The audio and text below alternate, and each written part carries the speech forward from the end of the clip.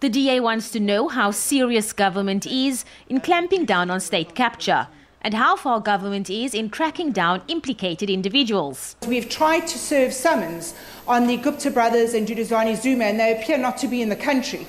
So we need somewhere to serve summons on them so that the Speaker can then issue a warrant of arrest should they fail to appear before Parliament.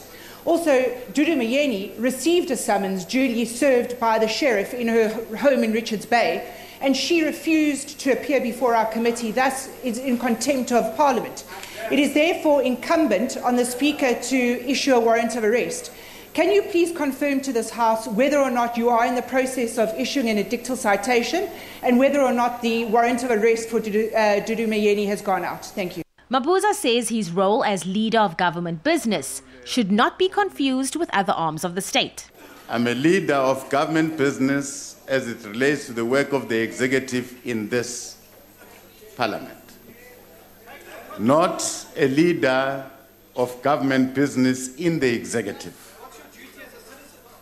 Now, I am sure that this question finally will find an answer. There are no people that will escape our law. They will not escape our law. We have got institutions that will pursue these individuals and will find them. On the topic of state-owned enterprises, Mabuza said the dependence of SOEs on the fiscus must come to an end. He stressed the role of ministers in straightening out SOEs. Still on the topic of the executive, opposition members wanted to know about mechanisms which will hold ministers to stricter account. We have taken practical measures to deal with the problem of non-attendance of parliamentary programs by members of the executive.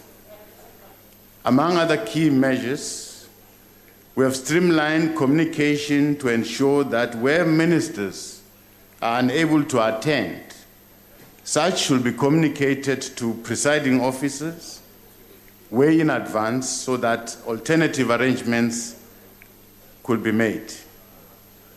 We have introduced a roster on the attendance of parliamentary sessions by members of the executive. We intend appointing 3 members of the executive to assist with the monitoring the attendance of parliamentary session by our honorable ministers. We are introducing monitoring and tracking mechanisms to ensure that members of the executive respond timelessly to parliamentary questions. Mabuza said it's important to foster a more harmonious relationship between Parliament and the executive. The entities must join forces in producing positive outcomes for the country.